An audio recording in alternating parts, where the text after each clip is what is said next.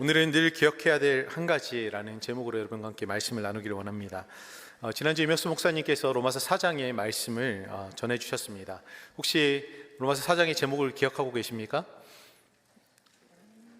네, 그렇죠. 네, 살아있는 믿음이죠. 기억나지 않으셔도 됩니다. 제가 또 말씀드리면 되니까요. 살아있는 믿음이라는 제목으로 말씀을 전해주셨습니다. 제가 말씀을 들으면서 깜짝 놀랐습니다. 제가 준비하고 있는 오늘의 말씀과 너무나 흡사했기 때문입니다. 제 마음에 갈등이 생기기 시작했어요. 말씀의 본문을 바꿔야 하나? 설교를 다른 방향으로 틀어야 하나? 고민했습니다. 그런데 또 생각해 보니까 하나님께서 동일한 맥락의 말씀을 주실 때는 이 공동체에 하실 말씀이 있다라는 믿음이 생겨서 그래, 오늘은 내가 준비했던 말씀을, 기도하면서 준비했던 말씀을 전해야 되겠다라고 생각하고 말씀을 준비하게 되었습니다. 지난주 이 목사님이 전해주신 말씀의 핵심은 그것입니다. 왜 우리의 신앙에 업앤다운이 있는가? 그 업앤다운의 가장 큰 핵심은 믿음의 문제였다라는 것입니다.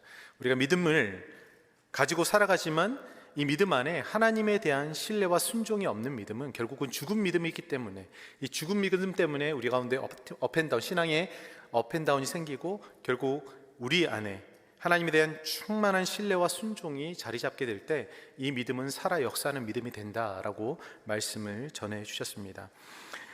여러분 다들 기억하고 계시죠? 네, 알겠습니다. 네, 기억하지 않으셔도 좋습니다. 네, 그 은혜로 족한 줄 믿습니다. 네, 우리 신앙의 여정 가운데 믿음의 업앤다운은 사실은 항상 있습니다. 여러분이 지금 신앙의 여정에서 여러분 어떻습니까? 업의 단계에 있으십니까? 다운의 단계에 있으십니까? 이 업다운의, 신앙의 업다운을 우리가 체크할 수 있는 한 가지 기준점인데 그것이 무엇이냐면 정죄라는 단어입니다. 정죄. 우리가 믿음이 약화되었을 때는 어떤 마음이 드냐면, 내가 교회에 오래 다니고, 내가 교회 모태신앙이고 집사로, 또 권사로, 장로로, 목사로 사역하고 있는데 내가 이렇게 신앙생활하고 있는 게 맞나라는 그런 의문이 나한테 들 때는, 그때는 사실은 다운의 상태입니다. 의심이 드는 거죠. 그리고 그 의심에 대해서 누가 이것을 파고듭니까? 사단이 파고들어서 정죄합니다. 사단의 특기는 무엇입니까?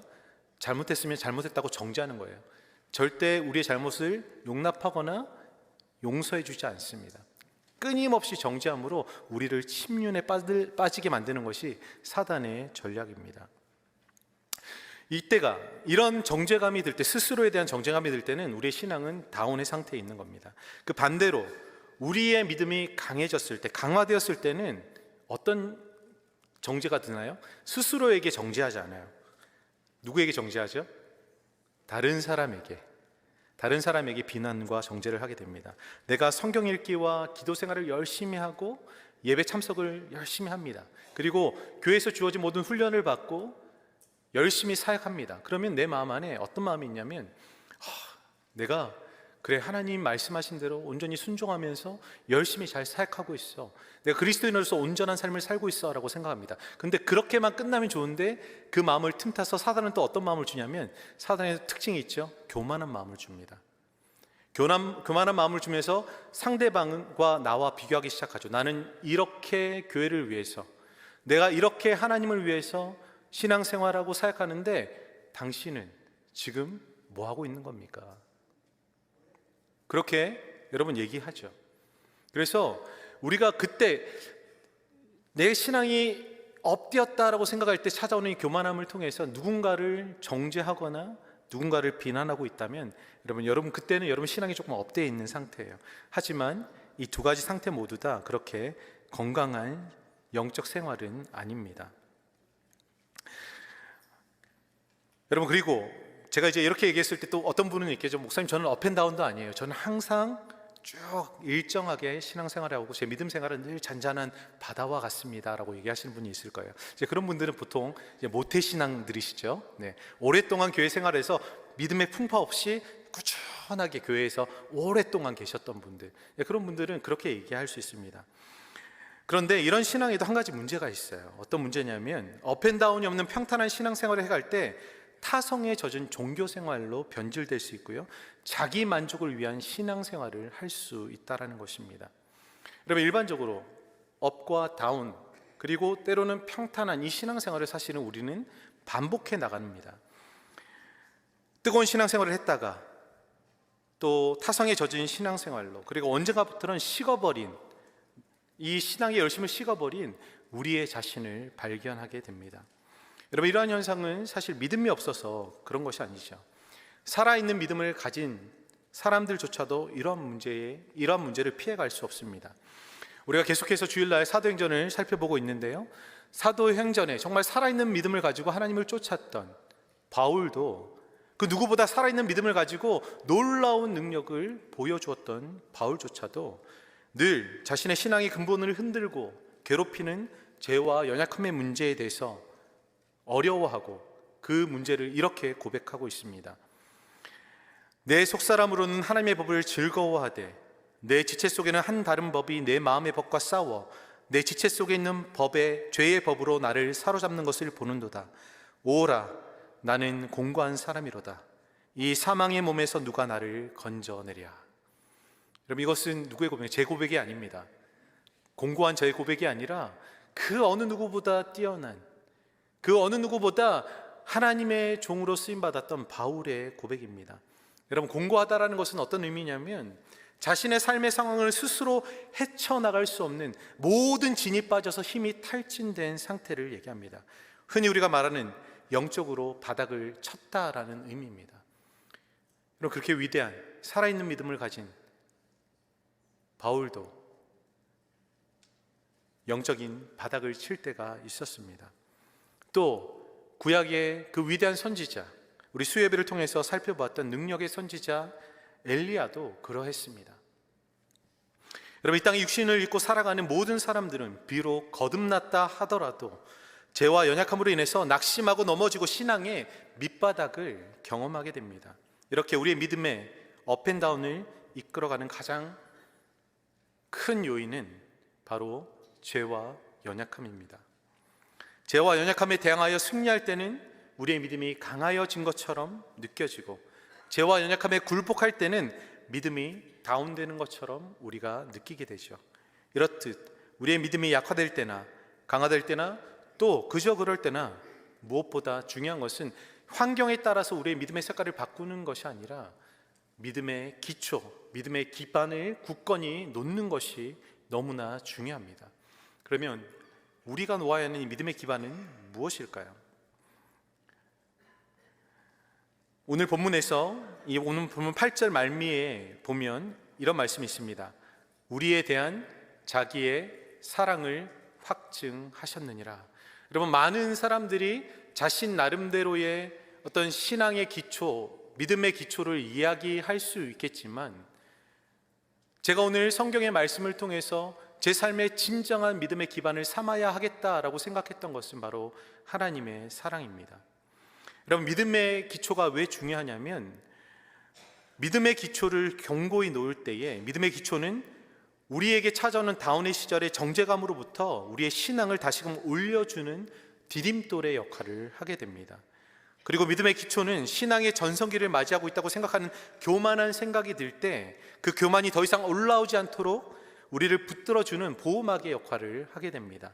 그리고 그저 그런 자기 만족을 위한 신앙생활을 이어가는 사람들에게는 다시금 그들의 마음 안에 열정을 불지피는 불쏘시개의 역할을 사실은 이 믿음의 기초가 하게 됩니다. 그 기초가 무엇이냐면 바로 우리를 향한, 나를 향한 하나님의 사랑이라는 것입니다. 저는 하나님의 사랑을 이야기하기 전에 우리 자신에 대해서 먼저 얘기하고 싶습니다. 여러분, 우리의 신앙의 여정에서 만나게 되는 여러 가지 상황 속에서 가장 신뢰하지 말아야 할 한 사람이 있습니다. 그 사람은 누구일까요? 이민 생활에서는 그런 얘기 많이 하죠. 목사를 가장 조심해야 된다. 제가 아마 이민 생활 하신 분들은 그런 얘기 많이 들으셨을 거예요.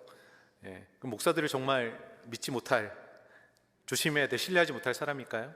아니면 아내 몰래 비상금을 숨긴 남편이 가장 믿지 못할 사람일까요? 아니면 남편 몰래 명품 핸드백을 사가서 숨겨놓은 아내를 믿지 못할까요? 그건 다름 아니라 우리 자신입니다. 우리가 어떠한 상황이나 환경 가운데 가장 믿지 못할 존재는 우리 스스로입니다. 성경은요, 우리 자신에 대해서 이렇게 얘기하죠. 만물보다 거짓되고 심히 부패한 것은 인간의 마음이라 라고 얘기합니다. 어느 순간에 마치 호떡을 뒤집듯이 어느 순간 한순간 뒤집어질 수 있는 게 인간의 연약한 마음입니다. 우리의 자신은 쉽게 상황과 환경에 따라서 마음이 움직이는 연약한 존재이고 여러 가지 죄의 유혹과 또 시험 가운데 취약한 존재입니다. 오늘 본문에서 우리 자신에 대해서 이런 우리의 연약함에 대해서 세 가지로 이야기하고 있는데요, 6절에 보면 우리가 연약할 때라고 얘기합니다. 연약한 존재. 그리고 그 후반절에 뭐라고 되어 있죠? 경건치 않은 자라고 되어 있습니다. 그리고 8절 초반에는 우리가 죄인 되었을 때, 죄인이라고 얘기합니다. 여러분, 이것이 성경이 우리를 표현하고 있는 우리의 모습입니다. 여러분, 우리 자신에 대한 이 세 가지 표현은 사실은 과거 내가 예수님을 믿기 이전에 우리의 모습일 뿐만 아니라 예수님을 믿은 이후에도 여전히 연약하고 여전히 경건치 않고 여전히 죄인된 우리 자신의 모습을 발견하게 됩니다. 여러분, 예수님 믿으신 후에 여러분 삶이 변화되셨죠? 제발 아멘이라고 대답해 주십시오. 여러분 변화되셨죠? 아멘? 네. 그렇지만 여러분 여전히 연약하시죠? 예, 그렇습니다. 그리고 여러분 여전히 경건하게 살려고 노력하지만 때로는 경건하게 사는 것보다 세상의 것들을 누리고 사는 게 더 좋을 때가 있습니다. 그렇죠? 네. 아멘이라고는 안 하셔도 되고요. 네. 이걸 믿으시면 안 됩니다. 네. 자, 그리고 또 여전히 우리는 죄를 짓습니다. 오늘 하루를 생각해 보십시오. 짧은 시간이지만 아직 하루가 다 가지 않지만 이 하루 안에 만일에 하나님이 내 삶을 들여다보시고 평가하신다면 하나님이 기뻐하지 않는 죄악이 내 삶 안에 자리 잡고 있는 것이 있을 것입니다. 우리는 예수님을 믿은 이후에도 여전히 이런 연약함과 그리고 경건치 않은 것들과 죄악들 가운데 노출되어서 살아가고 있습니다. 여전히 오늘 본문에서 얘기하고 있는 이 세 가지의 모습이 우리의 모습입니다. 물론 어제보다 조금 더 신앙적으로 성장하고 성숙해 가고 있는 우리 자신을 발견하게 되지만 여전히 연약하고 경건하지 않고 죄 가운데 있는 우리 자신을 우리는 부인할 수가 없습니다. 여러분, 이 세 가지가 사실 우리 믿음의 여정에서 우리의 신앙의 업앤다운을 결정하는 중요한 요인이 됩니다.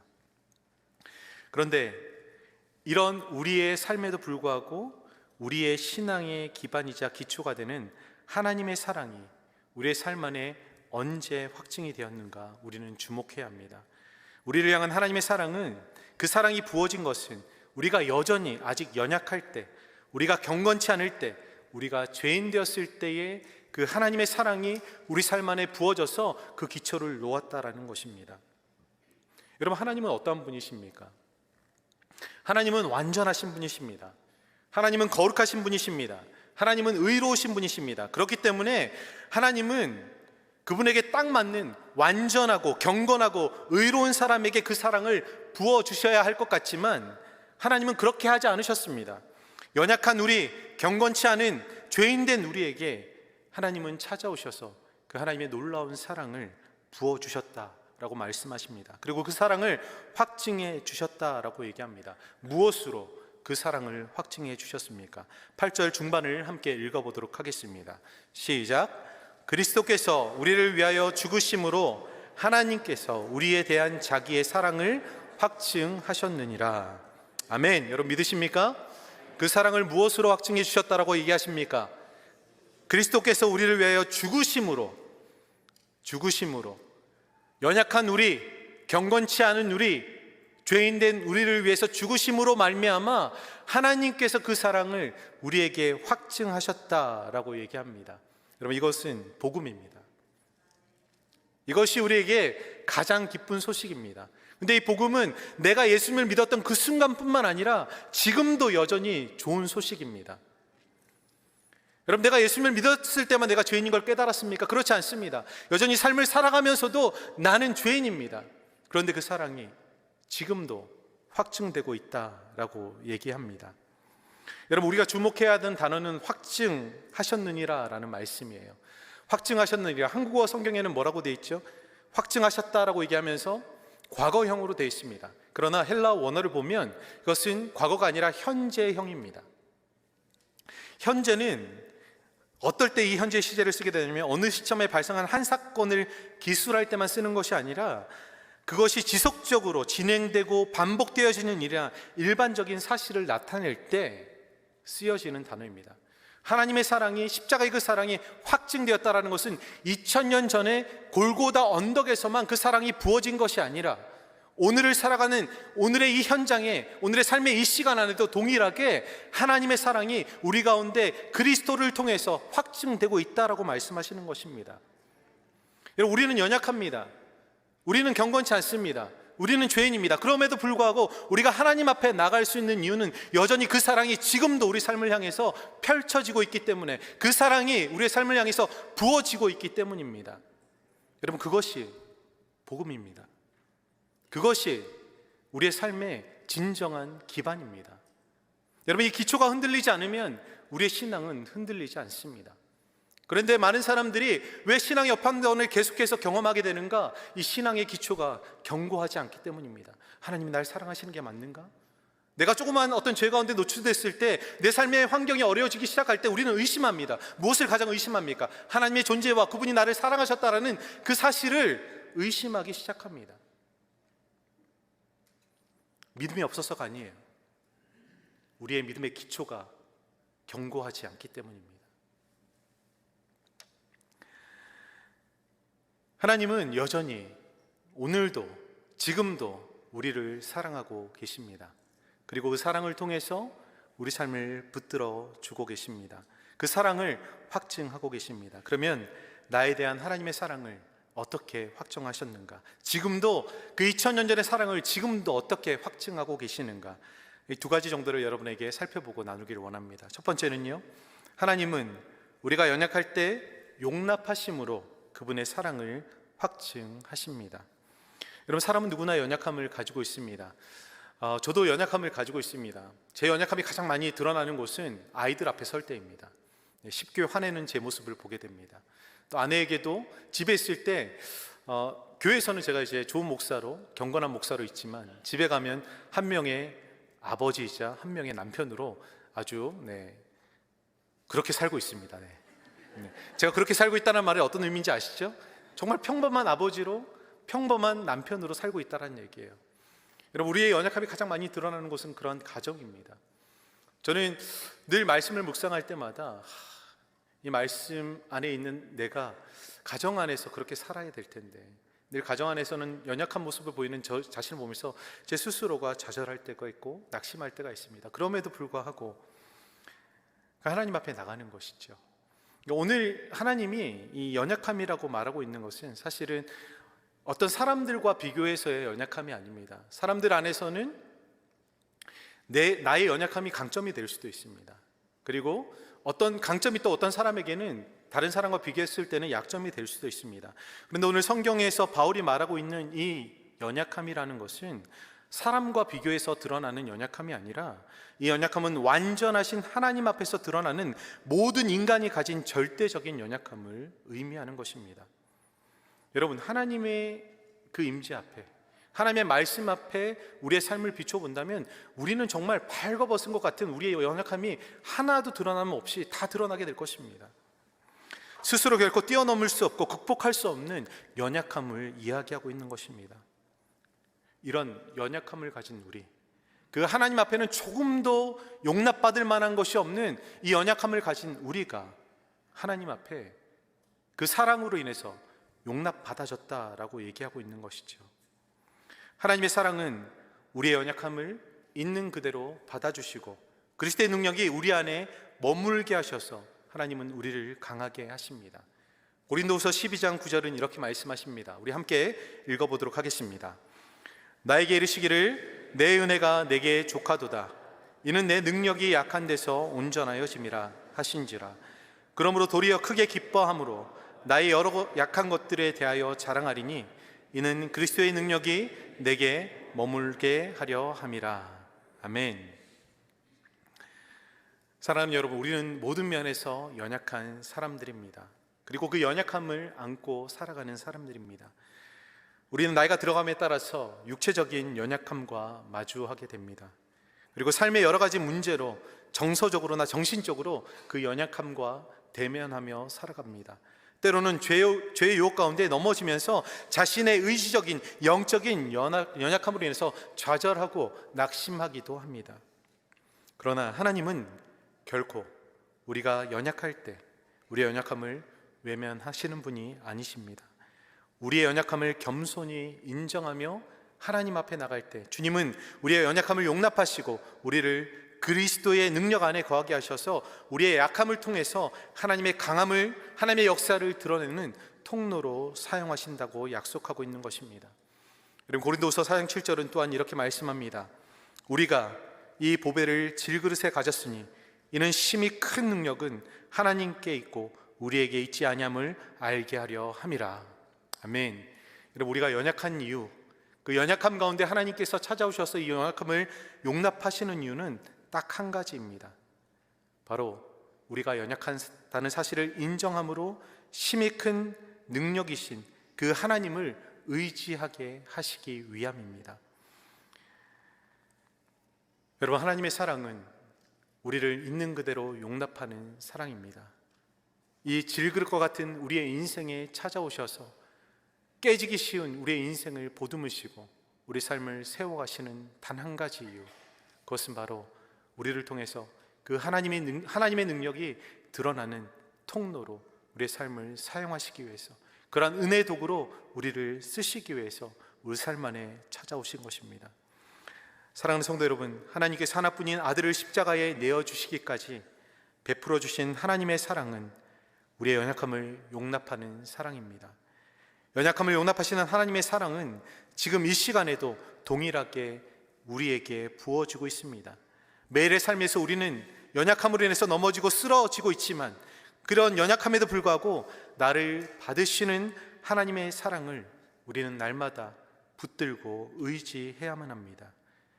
우리의 연약함이 하나님의 손에 붙들림 바 될 때 하나님은 반드시 그리스도의 능력 안에서 우리의 약함을 강함으로 변화시키시고 그분의 영광을 위해서 우리 삶을 살아가게 하실 것입니다.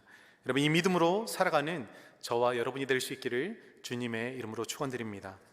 여러분, 두 번째, 하나님은 우리가 죄인 되었을 때 용서를 통해서 그분의 사랑을 확증하셨습니다.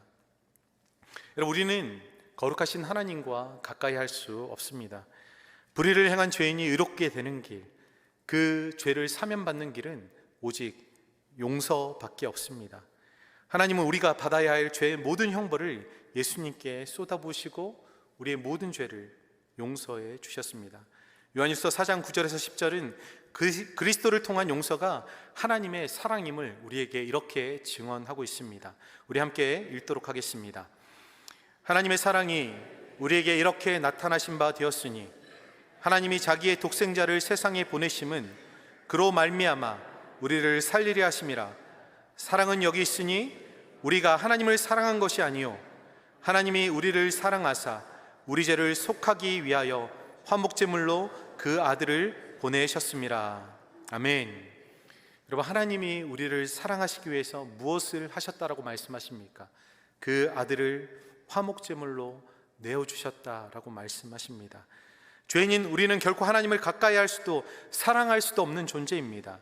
하나님이 우리에게 은혜의 손길을 내밀어 주시지 않는다면 우리는 결코 하나님의 사랑을 깨달을 수도 없고 그 사랑 안에 머물 수도 없는 존재들입니다. 그럼에도 불구하고 하나님이 우리를 먼저 사랑하셔서 그의 독생하는 아들 예수 그리스도를 보내어 주시고 십자가에 우리의 죄를 속량하심으로 말미암아 우리의 죄의 모든 멍에를 벗기시며 진정한 자유를 우리 삶 안에 허락하신 것입니다. 이것은 바로 그 용서를 통한 하나님의 사랑인 것이죠. 많은 사람들이 이런 얘기를 하는 것들을 듣게 됩니다.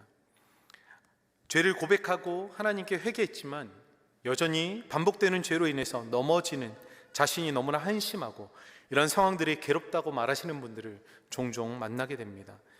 여러분, 만일 이런 문제로 고민하고 갈등하고 계시는 분들이 있으시다면 저는 이렇게 말씀드리고 싶습니다.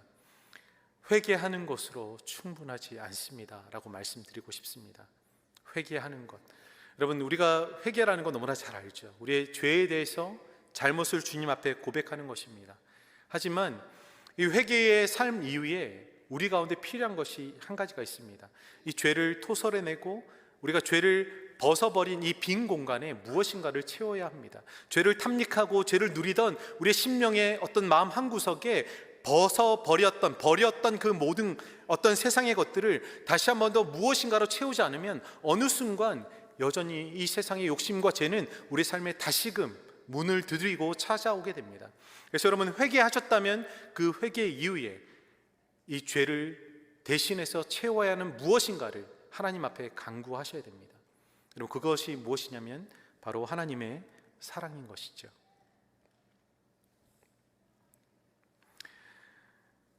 여러분, 죄는요, 죄가 우리 삶 안에 있는 것은 우리가 죄를 사랑하기 때문입니다. 부인할 수 없습니다. 저는 죄를 사랑하지 않아요, 죄를 미워합니다 라고 얘기합니다. 하지만 여전히 죄가 내 삶 안에 머물러 있다는 것은 그 죄를 사랑하고 있는 것이에요. 애증의 관계라고 말할 수 있겠습니다. 미워하지만 버릴 수 없는 애증의 관계. 마치 뒷말을 하지 않겠습니다. 남편과 아내와 같은 관계라고 말하고 싶지만 그렇지 않은 분들이 더 많기 때문에 그런 관계일 수 있어요. 버릴 수 없는 관계. 너무 반응하시면 사람들이 오해할 수 있습니다. 여러분, 하나님께서 우리에게 원하시는 것은 죄를 사랑하는 마음이 아니에요. 무엇입니까? 하나님을 사랑하는 마음입니다. 우리 마음 안에 죄를 걷어냈다면 그 죄를 걷어낸 자리에 무엇으로 채워야 할까요? 하나님의 사랑으로 충만하게 채워져야 합니다. 여러분, 이 죄의 유혹을 이길 수 있는 길은 하나님의 용서를 깊이 받아들이고 그 용서 안에 담긴 사랑의 의미를 깊이 있게 마음에 새기는 것입니다. 그래서 근본적으로 죄를 사랑하는 마음에서 하나님을 사랑하는 마음으로 이동해야 하는 것이죠. 여러분, 하나님이 우리를 용서하셨던 그 용서의 의미, 그 용서의 사랑의 의미가 무엇인지 아십니까? 우리의 죄를 용서하기 위해서 하나님은 어떠한 사랑을 보이셨습니까? 독생하는 아들을 십자가에 내어주셨고 그 아들이 고통 속에 죽어가는 것을 외면하셔야만 했습니다. 여러분, 부모라면 자녀가 고통당하는 것을 보고 외면할 부모가 어디에 있겠습니까? 그 어느 누구도 자식의 고난과 고통 가운데 그것을 외면하는 부모는 아무도 없습니다. 그런데 하나님은 십자가상에서 철저하게 고통당하고 있는 자신의 하나밖에 없는 아들을 외면하셔야 했습니다. 왜 그렇습니까? 우리를 죄 가운데서 구하시고 용서하기 위해서입니다. 여러분, 예수님은 우리를 용서하시기 위해서 어떤 사랑을 보이셨습니까? 흠도 죄도 없는 의로우신 예수님께서 인간의 죄를 짊어지시고 사람의 조롱과 비난을 받으셨습니다. 인간은 상상조차 할 수 없는 그 십자가의 모든 육체적인 고통을 당하시면서 천천히 고통 가운데 죽어가셨습니다. 더욱더 괴로운 것은 그 사랑하는 아버지, 태초부터 함께 하셨던 그 아버지께서 예수님을 향해서 눈을 돌리고 그 고통을 외면하셨다라는 사실입니다. 아버지가 자신을 외면하는 그 순간, 그 아버지께 부르짖었지만 그 외면하는 아버지를 생각하면서 예수님은 어떤 마음이 드셨을까? 내가 만일에 그 자리에 있는 누군가, 내가 고통당하고 있는데 내 부모가, 나의 아버지가, 나의 어머니가 나를 외면한다면 난 마음은 어떨까? 그것만큼 깊은 상처가 없지 않을까요? 그만큼 고통스러운 일이 없지 않을까요? 그것은 어떤 육체적인 고통보다 더 아픈 고통이 될 것입니다. 근데 예수님께서 왜 그런 고통과 고난과 그 아픔의 십자가를 지셨습니까? 우리를 용서하신 그 사랑을 확증하기 위해서였습니다. 여러분, 이 하나님의 사랑이, 이 예수 그리스도의 사랑이 우리 안에 깊이 깨달아지고 예수님의 십자가의 죽음이 우리 안에 실제하는 사건과 같이 다가온다면 우리가 어떻게 뻔뻔하게 그렇게 얘기할 수 있겠습니까? 하나님, 오늘도 제가 죄를 지었습니다. 용서해 주세요. 어떻게 그런 말을 하루, 이틀, 똑같은 말을 반복해서 하나님 앞에 그렇게 얘기할 수 있을까요? 사실 우리가 매일 하나님께 드려야 하는 기도는 하나님의 사랑을 깨닫게 해달라는 기도가 되어야 합니다. 회개의 기도로 충분하지 않습니다. 내 죄를 제거하고 걷어내는 것으로 충분하지 않습니다. 우리 죄를 지우는 것으로 충분하지 않습니다. 이 죄를 이겨나갈 수 있는, 지우는 것에서 뛰어넘어서 죄를 이겨나가는 회개가 우리 삶 안에 필요합니다. 그것은 바로 하나님의 사랑이 우리 삶 안에 충만하게 채워질 때 가능한 것입니다. 사랑하는 성도 여러분, 하나님은 우리가 연약할 때에, 죄인 되었을 때 무조건적으로 사랑하셨습니다. 그 하나님의 사랑은 2000년 전 갈보리 언덕에서나 지금 이곳에서나 동일하게 확증되고 있습니다. 우리는 지금도 여전히 연약하고 경건치 않고 죄를 짓지만 하나님의 사랑은 언제나 우리의 견고한 영적인 기반이 되어서 그것을 딛고 일어설 수 있는 디딤돌이 됩니다. 우리 자신이 연약할 때, 우리 자신이 경건하지 않을 때, 우리 자신이 죄를 짓고 다시금 정죄감에 휩싸일 때 하나님께서 우리를 어떻게 사랑하셨는지를 기억하십시오. 우리의 믿음의 여정에서 늘 기억해야 하는 한 가지는 바로 이것입니다. 하나님의 사랑. 하나님이 어떠한 사랑으로 나를 사랑하셨는가를 기억하며 그 사랑을 우리의 믿음의 기초로 삼고 우리의 믿음의 기반으로 삼아야 합니다. 여러분, 이 기초가, 이 기반이 확실히 놓이지 않는다면 우리는 언제나 신앙의 업앤다운을 경험하면서 들쑥달쑥한 신앙, 늘 괴로워하면서 살아가는 그런 신앙인이 될 수밖에 없을 것입니다. 한 여자 항해사가 자신이 큰 대양에서 항해할 때의 경험담을 이야기하는 것을 유튜브에서 본 적이 있습니다. 여러분, 항해를 하다 보면 바다가 평온할 때가 있지만 거센 바람으로 인해서 파도가 출렁일 때도 있습니다. 큰 배가 집채만한 파도에 요동하면서 금방이라도 넘어질 것 같이 이렇게 휘둘릴 때 그 선원들은 두려움에 떨게 됩니다. 그때 이렇게 요동치는 배 안에서 항해사들이 할 수 있는 일이 무엇일까요? 그 항해사가 얘기하는 것은 할 수 있는 게 아무것도 없다고 해요. 그냥 그 대양의 한가운데서 폭풍과 몰아쳐서 배가 흔들릴 때는 할 수 있는 게 하나도 없다고 합니다. 할 수 있는 한 가지는 딱 한 가지, 자기 옆에 있는 어떤 구조물이라도 그것을 꼭 붙들고 넘어지지 않도록 자신의 몸을 지탱하는 것이라고 합니다. 그리고 배의 주인 되는 선장은 그 배의 키를 꼭 붙들고 그것이 이리저리 흔들리지 않도록 꼭 붙잡는 것밖에는 할 수 있는 것이 없다고 합니다.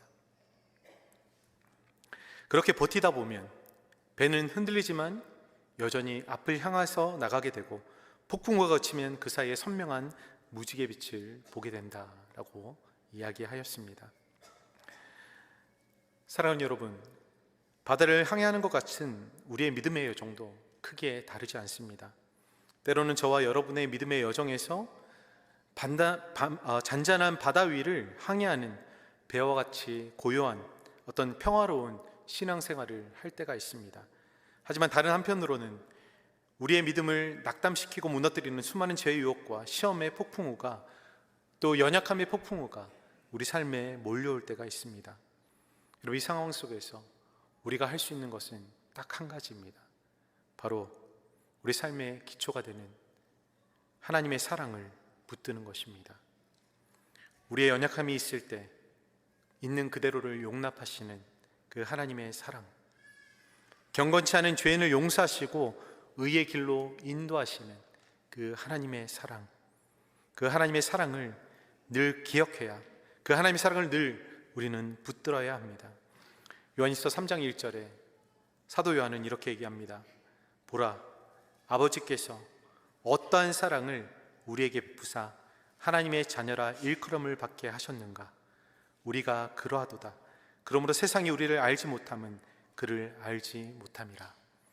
여러분, 세상에 여러 가지 풍파들, 시험들, 어려움들 닥쳐올 수 있죠.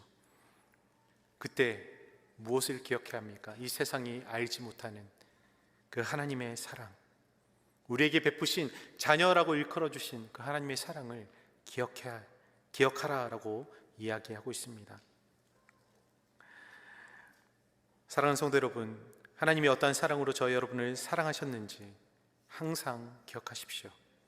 나의 연약함이 드러나는 그 순간, 하나님이 기뻐하지 않으시는 죄가 내 삶에 발견되는 그 순간, 그리고 메말라 아무런 영적인 자극이 없이 무덤덤한 신앙생활을 이어가는 그 모든 순간에 이 한 가지를 기억하십시오. 이런 나를 여전히 사랑하시고, 이런 나를 여전히 용납하시고 용서하신 그 하나님께서 어떠한 대가를 지불하셔서 나를 사랑하셨는가, 그 사랑을 기억하시기 바랍니다. 요즘 제가 아침 시작할 때와 마무리할 때 하나님 앞에 기도로 드리는 성경 구절 하나가 있습니다. 바울이 에베소 교회를 향해서 기도했던 에베소서 3장 18절에서 19절 말씀인데요, 우리 함께 읽어보도록 하겠습니다. 능히 모든 성도와 함께 지식에 넘치는 그리스도의 사랑을 알고 그 너비와 길이와 높이와 깊이가 어떠함을 깨달아 하나님이 모든 충만하신 것으로 너희에게 충만하시기를 구하노라. 아멘. 제가 아침 저녁마다 이 기도를 하는 이유는 딱 한 가지입니다. 여전히 연약하고 여전히 경건치 않고 여전히 죄가 있는 제 삶 가운데 그 하나님의 사랑이 충만하여서 제가 이 세상에 흔들리지 않는 온전한 신앙으로 주님 앞에 나가기 위함입니다. 이것은 저만을 위한 기도가 아니라 능히 모든 성도와 함께 하나님 앞에 드려야 하는 기도입니다. 저는 여러분에게 권면드리고 싶습니다. 여러분, 우리의 삶의 기초는 늘 든든해야 합니다. 그 기초를 온전히 세워가야 합니다. 다른 어떤 일들을 하기 이전에, 다른 어떤 사역들과 어떤 삶의 분주한 일들을 우리가 마주하기 이전에 우리의 삶 안에 그 견고한 기반이 되는 하나님의 사랑을 다시 한 번 더 놓고 그 하루를 시작할 수 있기를 바랍니다. 그리고 하루를 끝내는 그 시간에 오늘 이 하루의 삶 가운데 하나님의 사랑에서 떠나 있던 우리의 경건치 못한 모습, 우리의 연약한 모습, 우리의 죄악들은 있지 않은지를 되돌아보고 그것들을 회개하며 다시 한 번 더 그 하나님의 사랑의 충만함으로 우리의 삶을 채워갈 수 있길 바랍니다. 여러분, 그런 삶을 여러분께서 지속적으로 살아나가신다면 여러분의 신앙생활은 더 이상 업앤다운이 존재하지 않을 것입니다. 여러분은 견고한 기반 위에 서서 늘 주님을 온전히 따라가게 될 것입니다. 사랑하는 여러분, 우리는 여전히 연약합니다. 우리는 여전히 경건치 않습니다. 우리는 여전히 죄인된 사람입니다. 그러나 하나님은 그러한 우리의 삶 가운데 오셔서 예수 그리스도를 통해서 그분의 사랑을 확증해 주셨습니다. 그 사랑으로 오늘을 그리고 이 한 주를 살아내는 저와 여러분이 될 수 있기를 주님의 이름으로 축원드립니다. 기도하겠습니다.